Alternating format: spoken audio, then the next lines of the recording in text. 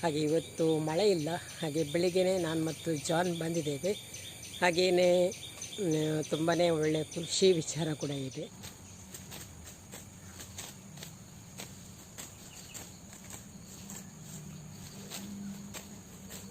ತುಂಬಾ ಮುದ್ದಾಗಿದೆ. ಹಾಗೆ ಇವಾಗ ನಾನು ನಿಮಗೆ ತೋರಿಸ್ತೇನೆ. ಅಮ್ಮ ಕರೀತಾ ಇದ್ದಾರೆ. ಹಸಿವಾಗಲಿಲ್ವಾ? ಹಸಿವಾಗಲಿಲ್ವಾ? ಹೇಳೋದಿಲ್ವಾ? ವಿತಾ ಫ್ಯಾಮಿಲಿಗೆ ನಿಮಗೆಲ್ಲರಿಗೂ ಸ್ವಾಗತ. ಮನೆಯಲ್ಲಿ ಬೆಳಗಿನ ಕೆಲಸ ಸ್ವಲ್ಪ ಆಯಿತು. ಹಾಗೆ ಇವಾಗ ಹುಲ್ಲು ಕೊಂಡೋಗ್ಲಿಕ್ಕೆ ಅಂತೇಳಿ ತೋಟಕ್ಕೆ ಬಂದಿದ್ದೇವೆ. ತುಂಬ ದಿವಸ ಆಯಿತು ತೋಟದಿಂದ ಹುಲ್ಲು ಕೊಂಡೋಗದೆ. ಮೊನ್ನೆ ಜಾನ್ ಸ್ವಲ್ಪ ಹಿಡ್ಕೊಂಡು ಹೋಗಿದ್ರು. ಹಾಗೆ ಇವತ್ತು ಮಳೆ ಇಲ್ಲ. ಹಾಗೆ ಬೆಳಿಗ್ಗೆನೇ ನಾನು ಮತ್ತು ಜಾನ್ ಬಂದಿದ್ದೇವೆ. ಹಾಗೆಯೇ ತುಂಬಾ ಒಳ್ಳೆಯ ಖುಷಿ ವಿಚಾರ ಕೂಡ ಇದೆ.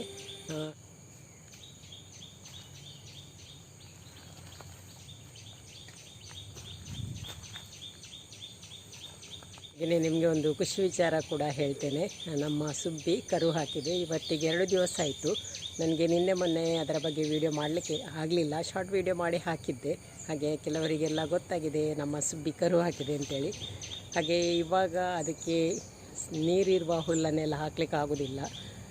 ಸ್ವಲ್ಪ ಒಣಗಿಸಿ ಹಾಕಬೇಕಾಗ್ತದೆ. ಅಂದರೆ ಜಾಸ್ತಿ ನೀರಿದ್ದರೆ ದನಕ್ಕೆ ಶೀತ ಆಗ್ತದೆ. ಹಾಗಾಗಿ ಇವಾಗ ಹುಲ್ಲನ್ನು ಕೊಯ್ದು ಸ್ವಲ್ಪ ಬಿಡಿಸಿ ಹಾಕಿ ಅದರ ಪಸೆ ಆರಿದ ಮೇಲೆ ಆ ಹುಲ್ಲನ್ನು ಹಾಕಬೇಕು. ಹಾಗೆಯೇ ಮನೆ ಹತ್ತಿರ ಕೂಡ ಹುಲ್ಲಿದೆ. ಅದನ್ನೇ ಇವಾಗ ಹಾಕ್ತಾ ಇದ್ದೆವು. ಇವತ್ತು ಮಳೆ ಇಲ್ಲ ಅಂತೇಳಿ ತೋಟಕ್ಕೆ ಬಂದಿದ್ದೇವೆ. ಹಾಗೆ ಇವಾಗ ಬೇಗನೆ ಒಂದು ಹುಲ್ಲನ್ನು ಕೊಯ್ತೇವೆ. ಜಾನ್ ಇಲ್ಲಿ ಹುಲ್ಲು ಕಟ್ ಮಾಡಲಿಕ್ಕೆ ಸ್ಟಾರ್ಟ್ ಮಾಡಿದ್ರು.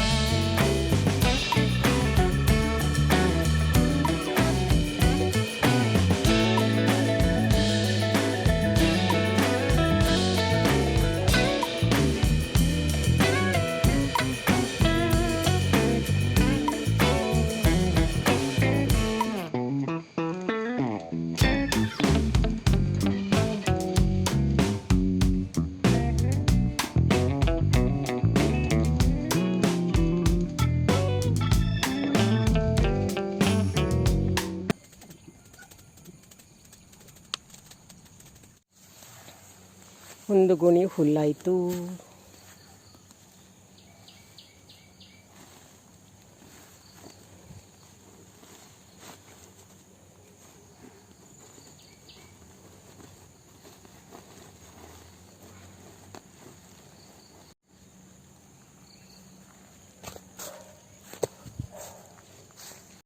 ಹಾಗೆ ಇವಾಗ ಸ್ವಲ್ಪ ಹುಲ್ಲಾಯಿತು. ಇನ್ನು ಸ್ವಲ್ಪ ಅಡಿಕೆ ಇದೆ, ಅದನ್ನು ಇವಾಗ ಹೆಕ್ಕಬೇಕು. ಇವಾಗ ಮೊನ್ನೆ ಕೂಡ ಹೆಕ್ಕಿಕೊಂಡು ಹೋದ್ರೆ. ಹಾಗೆ ಇವಾಗ ಜಾಸ್ತಿ ಇಲ್ಲ. ನಾವು ಹುಷಾರಿಲ್ಲದ ಟೈಮಲ್ಲಿ ಮಾತ್ರ ಬರಲಿಕ್ಕೆ ಆಗಲಿಲ್ಲ ಅಂಥೇಳಿ ಆ ಟೈಮಲ್ಲಿ ಜಾಸ್ತಿ ಅಡಿಕೆ ಇತ್ತು. ಇವಾಗ ನಿನ್ನೆ ಮೊನ್ನೆ ಬಂದು ಹೆಕ್ಕಿಕೊಂಡು ಹೋಗಿದ್ದಾರೆ. ಯಾಕೆ ಇವಾಗ ಸ್ವಲ್ಪ ಇದೆ, ಅದನ್ನು ಇವಾಗ ಹೆಕ್ಕಬೇಕು.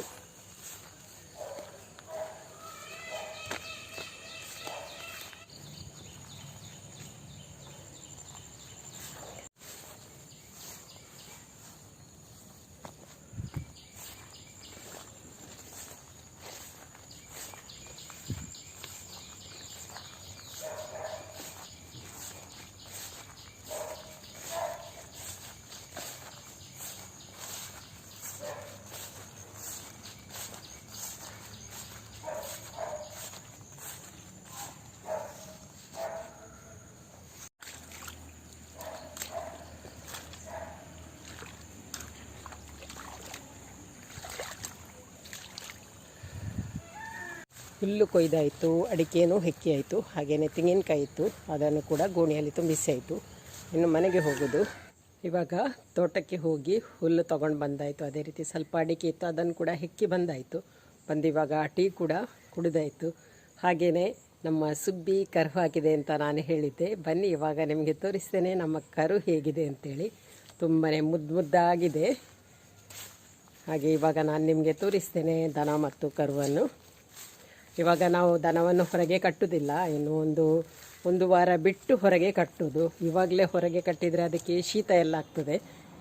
ಇವಾಗ ಬಾಣಂತಿ ಅಲ್ವಾ, ಹಾಗಾಗಿ ಇವಾಗ ಹಟ್ಟಿಯಲ್ಲೇ ಇದೆ. ಹಟ್ಟಿಯಲ್ಲೇ ಇದ್ದು ಅದರ ಆರೈಕೆಯನ್ನು ಮಾಡ್ತಾ ಇದ್ದೇವೆ ನಾವು.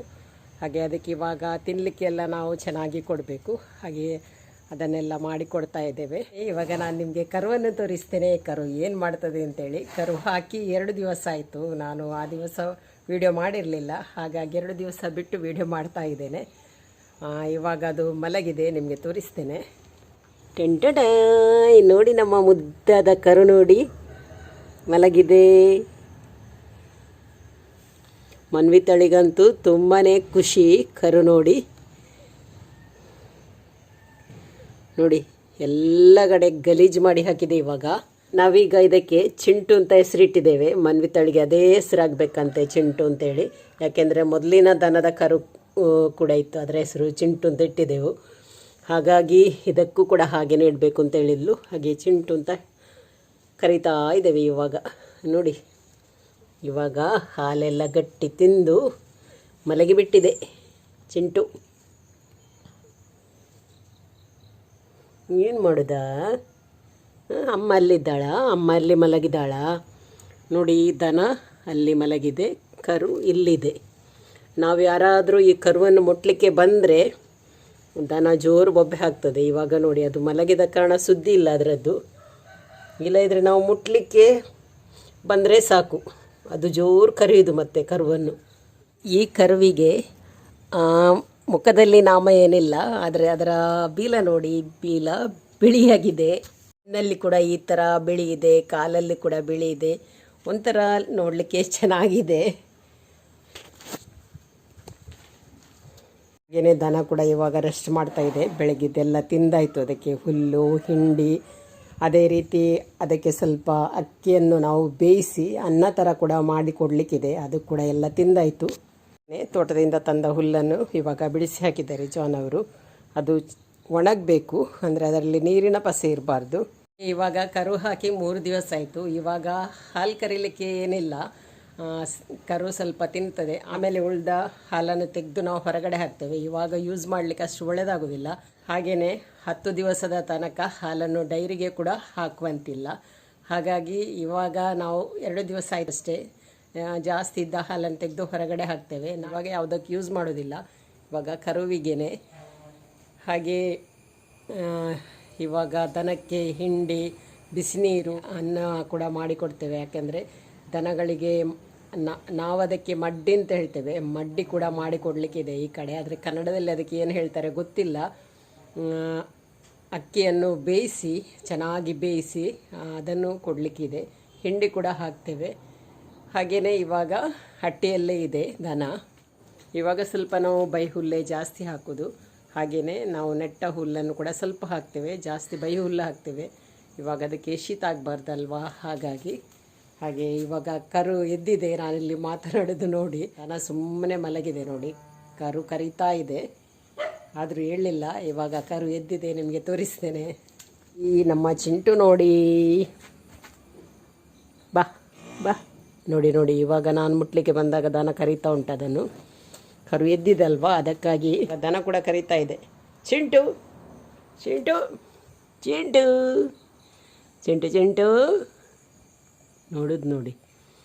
ಇವಾಗ ಮಧ್ಯಾಹ್ನ ಆಗ್ತಾ ಬಂತು, ಹಸಿವಾಗಿದೆ ಕಾಣಬೇಕು. ಇವಾಗ ಮಧ್ಯಾಹ್ನ ಕೂಡ ಒಮ್ಮೆ ನಾವು ಹಾಲು ತಿನ್ನಲಿಕ್ಕೆ ಬಿಡ್ತೇವೆ. ಇವಾಗ ಸಣ್ಣ ಕರು ಅಲ್ವಾ, ಹಾಗಾಗಿ ದಿವಸಕ್ಕೆ 3 ಟೈಮ್ಸ್ ಸ್ವಲ್ಪ ಸ್ವಲ್ಪ ಹಾಲು ತಿನ್ನಲಿಕ್ಕೆ ಬಿಡ್ತೇವೆ. ಹಾಗೆಯೇ ಇವಾಗ ಮಧ್ಯಾಹ್ನಕ್ಕೆ ಅನ್ನ ಕೂಡ ಆಯಿತು. ಇವಾಗ ಅನ್ನ ಬೆಂದ ತಿಳಿಯಲ್ಲೇ ದನಕ್ಕೆ ಕೂಡ ನಾನು ಅನ್ನವನ್ನು ಮಾಡ್ತೇನೆ. ನೋಡಿ, ಇದು ದನಕ್ಕೆ ಅನ್ನ ಮಾಡಿ ಹಾಕಲಿಕ್ಕೆ ಈ ಥರ ಇದೆ ಅಕ್ಕಿ.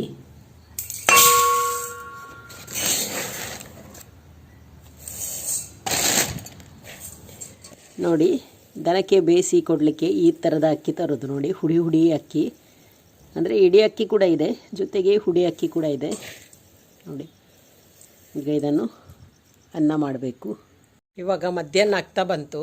ನಮ್ಮದು ಊಟ ಮಾಡೋದಕ್ಕಿಂತ ಮೊದಲು ಕರುವಿಗೆ ಸ್ವಲ್ಪ ಹಾಲನ್ನು ತಿನ್ನಲಿಕ್ಕೆ ಬಿಡಬೇಕು. ಹಾಗಾಗಿ ಇವಾಗ ಹಟ್ಟಿ ಹತ್ರ ಬಂದಿದ್ದೇನೆ. ಕರು ಇವಾಗ ಮಲಗಿದೆ, ದನ ಕೂಡ ಮಲಗಿದೆ. ಹಾಗೆ ಇವಾಗ ಕರುವನ್ನು ಬಿಡ್ತೇನೆ. ಏಳು ಚಿಂಟು, ಹಾಲು ಬೇಡವಾ? ಹಸಿವಾಗೋದಿಲ್ವಾ? ಹಸಿವೆ ಆಗಲಿಲ್ವಾ? ಬೆಳಗ್ಗೆ ತಿಂದದ್ದು ಕರಗಲಿಲ್ವಾ? ಹೇಳು ಹೇಳು, ಅಮ್ಮ ಕರೀತಾ ಇದ್ದಾರೆ. ಹೇಳು ಚಿಂಟು, ಚಿಂಟು ಹೇಳು ಹೇಳು. ಅಲ್ಲಿ ಕರೀತಾ ಇದ್ದಾರೆ, ಅಮ್ಮ ಕರೀತಾ ಇದ್ದಾರೆ. ಹಸಿವಾಗಲಿಲ್ವಾ? ಹಾಂ, ಹಸಿವಾಗಲಿಲ್ವಾ? ಹೇಳೋದಿಲ್ವಾ? ಹಾಲು ಬೇಡವಾ? ಹೇಳು ಚಿಂಟು, ಚಿಂಟು ಹೇಳು ಹೇಳು ಹೇಳು ಹೇಳು ಹೇಳು ಹೇಳು ಹೇಳು. ಸಾಕು, ಮಲಗಿದ್ದು ಮಧ್ಯಾಹ್ನ ಆಯಿತು, ತಿನ್ನಬೇಡವಾ? ಹೇಳು ಹೇಳು ಹೇಳು ಹೇಳು. ಹಸಿನ ನೋಡಿ ಹೋಗಲಿಕ್ಕೆ, ಹಾಲು ತಿನ್ನಲಿಕ್ಕೆ. ಹೋಗು ತಿನ್ನೋ. ಹಾಂ, ಹೋಗು ಹೋಗು, ತಿನ್ನೋ. ತಿನ್ನೋ. ಇವಾಗ ಕರುವನ್ನು ಹಾಲು ತಿನ್ನಲಿಕ್ಕೆ ಬಿಟ್ಟಾಯಿತು. ಇನ್ನು ನಾವು ಕೂಡ ಊಟ ಮಾಡೋದು. ಇವಾಗ ಇಲ್ಲಿ ಜಾನವರು ನೋಡಿ ಮೀನನ್ನು ತಂದಿದ್ದಾರೆ. ಇದು ಕಾಂಡಾಯಿ ಮೀನು. ಇದರಲ್ಲಿ ಸಪೂರದ ಮುಳ್ಳಿರ್ತದೆ ಒಳಗೆ. ಹಾಗಾಗಿ ಇದನ್ನು ಇವತ್ತು ಫ್ರೈ ಮಾಡ್ತೇನೆ. ಇದರ ರೆಸಿಪಿಯನ್ನು ನಾನು ನಿಮ್ಮ ಜೊತೆಗೆ ಶೇರ್ ಮಾಡ್ತೇನೆ. ಇವಾಗ ಇದನ್ನು ಬೇಗನೆ ನಾನು ಕ್ಲೀನ್ ಮಾಡಿ ತರ್ತೇನೆ. ಇವಾಗ ಮೀನನ್ನು ಕ್ಲೀನ್ ಮಾಡಿ ತಂದಾಯಿತು ನೋಡಿ. ಈ ಥರ ಪೀಸ್ ಮಾಡಿ ತೊಗೊಂಡಿದ್ದೇನೆ. ಒಂದು ಮೀನು ತುಂಬಾ ದೊಡ್ಡದಿತ್ತು ಮೀನು, ಹಾಗಾಗಿ ನಾನು 3 ಪೀಸ್ ಮಾಡಿದ್ದೇನೆ. ಇವಾಗ ಇದನ್ನು ಫ್ರೈ ಮಾಡಲಿಕ್ಕೆ ಇದಕ್ಕೆ ಮಸಾಲವನ್ನು ಹಾಕ್ತೇನೆ. ಈಗ ನಾನು ಒಂದು ಪಾತ್ರೆಗೆ ಸ್ವಲ್ಪ ಮೆಣಸಿನ ಹುಡಿಯನ್ನು ಹಾಕ್ತೇನೆ. ಎಷ್ಟು ನಾವು ಮೀನು ಫ್ರೈ ಮಾಡ್ತೇವೆ ಅಷ್ಟು ಮೆಣಸಿನ ಹುಡಿಯನ್ನು ಹಾಕ್ಕೊಂಡ್ರೆ ಸಾಕು. ನಾನಿಲ್ಲಿ ಅಂದಾಜು ಒಂದು 2 ಟೇಬಲ್ ಸ್ಪೂನ್ ಆಗುವಷ್ಟು ಮೆಣಸಿನ ಹುಡಿಯನ್ನು ಹಾಕಿದ್ದೇನೆ. ಒಂದು ಅರ್ಧ ಟೀ ಸ್ಪೂನ್ ಆಗುವಷ್ಟು ಅರಸಿನ ಹುಡಿ ಹಾಕ್ತೇನೆ. 1 ಟೀ ಸ್ಪೂನ್ ಆಗುವಷ್ಟು ginger garlic paste. 1 table spoon ಆಗುವಷ್ಟು ಕಾರ್ನ್ಫ್ಲೋರ್ ಹಾಕ್ತೇನೆ. ರುಚಿಗೆ ತಕ್ಕಷ್ಟು ಉಪ್ಪನ್ನು ಹಾಕ್ತೇನೆ. ಇವಾಗ ಇದಕ್ಕೆ ಸ್ವಲ್ಪ ನೀರನ್ನು ಹಾಕ್ಕೊಳ್ತಾ ಇದ್ದೇನೆ. ಸ್ವಲ್ಪ ನೀರನ್ನು ಹಾಕ್ಕೊಂಡು ಇದನ್ನು ಚೆನ್ನಾಗಿ ಮಿಕ್ಸ್ ಮಾಡ್ಕೊಳ್ತೇನೆ.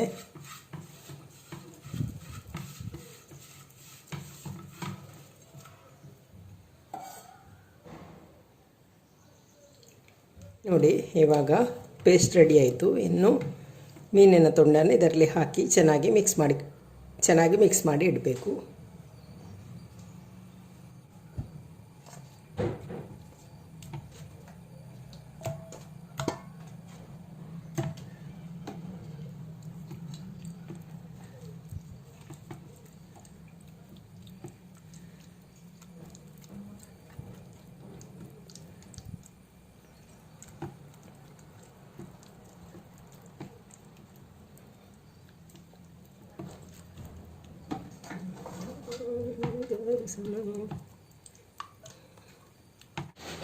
ನೋಡಿ, ಇವಾಗ ಮಸಾಲವನ್ನೆಲ್ಲ ಹಾಕಿ ಆಯಿತು. ಹಾಗೆ ಈಗ ಇದು ಚೆನ್ನಾಗಿ ಮ್ಯಾರಿನೇಟ್ ಆಗಬೇಕು. ಆಮೇಲೆ ನಾನು ಇದನ್ನು ಫ್ರೈ ಮಾಡ್ತೇನೆ. ಇವಾಗ ಮೀನಿಗೆ ಮಸಾಲೆ ಎಲ್ಲ ಹಾಕಿ ಆಯಿತು. ಹಾಗೆ ಇವಾಗ ಗಂಟೆ ಕೂಡ 4 ಆಗ್ತಾ ಬಂತು. ಹಾಗೆ ಜೀವಿತಾಳ ಹತ್ರ ಹೇಳ್ತಾ ಇದ್ದೇನೆ ಟೀ ಮಾಡು ಅಂತೇಳಿ. ನೋಡಬೇಕು ಅವಳು ಮಾಡ್ತಾಳ ಅಂತೇಳಿ. ನೋಡಿ, ಇವಾಗ ಜೀವಿತ ಇಡ್ತಾ ಇದ್ದಾಳೆ ಟೀಯನ್ನು. ಹಾಗೆ ಟೀ ಎಲ್ಲ ಕುಡಿದಾದ್ಮೇಲೆ ಮತ್ತೆ ನಾನು ಮೀನು ಫ್ರೈ ಮಾಡ್ತೇನೆ. ಇವಾಗ ಈವ್ನಿಂಗ್ದು ಟೀ ಎಲ್ಲ ಆಗಿ ಜಾನ್ ಅವರು ಸ್ವಲ್ಪ ಕೆಲಸ ಮಾಡ್ತಾ ಇದ್ದಾರೆ. ಹುಲ್ಲು ನೆಟ್ಟದಕ್ಕೆ ಮಣ್ಣನ್ನು ಹಾಕ್ತಾ ಇದ್ದಾರೆ. ಹಾಗೆ ಅವರಿರುವಲ್ಲಿಗೆ ನಾನಿವಾಗ ಹೋಗ್ತಾ ಇದ್ದೇನೆ.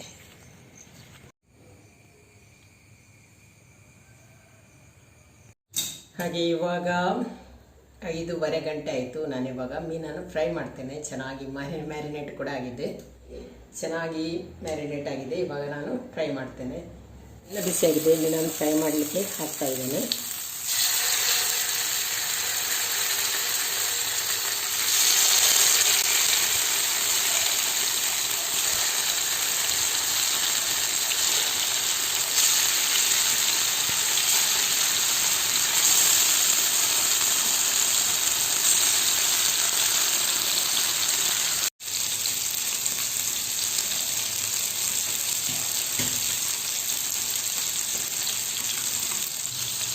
ಇವಾಗ ಒಂದು ಸೈಡ್ ಫ್ರೈ ಆಯಿತು, ನಾನೀಗ ಟರ್ನ್ ಮಾಡಿ ಹಾಕ್ತೇನೆ.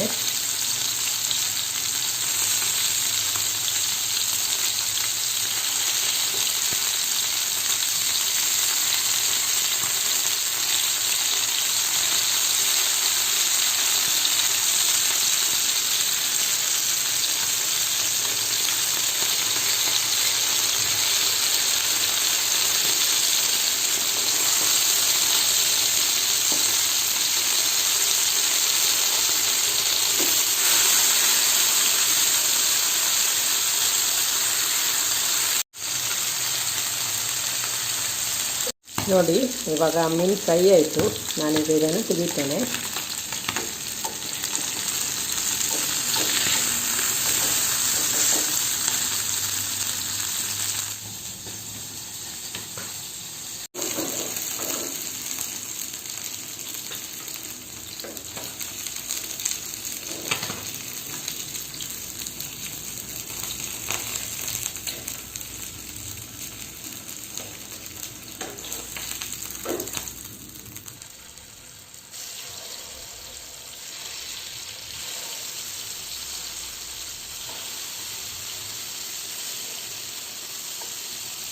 ಒಂದು ಸೆಟ್ ಫ್ರೈ ಮಾಡಿ ಆಯಿತು, ಇನ್ನೊಂದು ಸಲ ಫ್ರೈ ಆಗ್ತಾಯಿದೆ. ಹಾಗೆಯೇ ನೋಡೋಣ ಟೇಸ್ಟ್ ಹೇಗೆ ಬಂದಿದೆ ಅಂತೇಳಿ.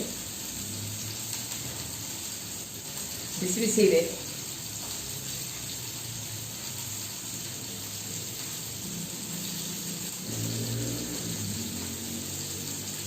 ಸೂಪರಾಗಿ ಬಂದಿದೆ, ಟೇಸ್ಟ್ ಕೂಡ ಚೆನ್ನಾಗಿದೆ.